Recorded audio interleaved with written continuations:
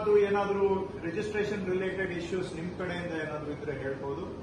Principal secretary ಅವರು ಕೂಡ ಏನಾದರೂ ಇದ್ರೆ ಅವರು ಹೇಳ್ತಾರೆ.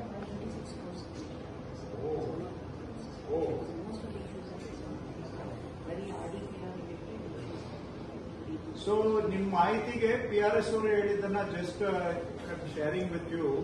ನಮ್ದು ಸರಾಸರಿ ರಾಜ್ಯದಲ್ಲಿ ಪ್ಲಸ್ ಮೈನಸ್ ಇರುತ್ತೆ. ಕೆಲವು ದಿನ 75 ಕೋಟಿ, ಕೆಲವು ದಿನ 110 ಕೋಟಿ, ಹಿಂಗೆ 115ವರೆಗೂ ಹೋಗುತ್ತೆ. ಆದ್ರೆ ನಾವು ಈ ಖಾತೆ ರೋಲ್ ಔಟ್ ಮಾಡಿದ್ಮೇಲೆ ಸ್ವಲ್ಪ 50-60 ಕೋಟಿಗೆ ಬಂದಿತ್ತು ಪರ್ ಡೇ. ಸೊ ಒಂದು ತಿಂಗಳ ಅವಧಿಯಲ್ಲಿ ಒಂದು 50% ಅಷ್ಟು ಡೌನ್ ಆಗಿತ್ತು. ಆದ್ರೆ ಈಗ ಕಳೆದ ಒಂದು ವಾರದಿಂದ, ಹೋದ ವಾರದಿಂದ ಶುರು ಮಾಡಿ it is bounce back. So last week 75-79 ಕೋಟಿ ಅಷ್ಟು ಸರಾಸರಿ ಆಗ್ತಾ ಇತ್ತು. ಈಗ PRS ಅವರು ಹೇಳಿದ್ದಾರೆ ನಿನ್ನೆ 136 ಕೋಟಿ ಆಗಿದೆ ಅಂತ.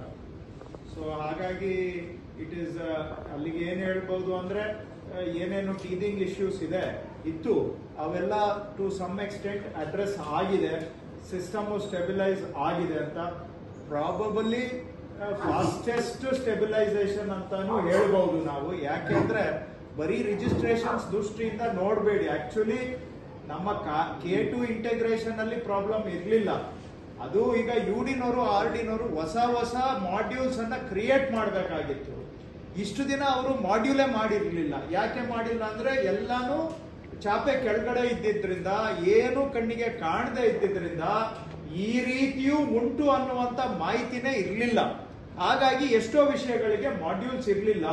ಈಗ ಅವರು ಕೂಡ ರ್ಯಾಪಿಡ್ ಆಗಿ ಮಾಡ್ಯೂಲ್ಸ್ ಅನ್ನ ರೋಲ್ ಔಟ್ ಮಾಡಿದ್ದಾರೆ. ಸೊ ಮಾಡಿದ್ರಿಂದ ಸ್ವಲ್ಪ ಈಗ ಬೌನ್ಸ್ ಬ್ಯಾಕ್ ಆಗ್ತಾ ಇದೆ. ಆದ್ರೆ ಎಲ್ಲಾ ಮಾಡ್ಯೂಲ್ಸ್ ಇನ್ನೂ ಸಿಕ್ಕಿಲ್ಲ. ಒಂದೆರಡು ಮಾಡ್ಯೂಲ್ಸ್ ಇನ್ನೂ ಡೆವಲಪ್ಮೆಂಟ್ ಸ್ಟೇಜ್ ಅಲ್ಲಿ ಇದೆ. But it is in the process. Just for your information. So ನೀವು ಪಬ್ಲಿಕ್ ಗೆ ಕಾನ್ಫಿಡೆನ್ಸ್ ಬಿಲ್ಡಿಂಗ್ ಮಾಡಬೇಕು.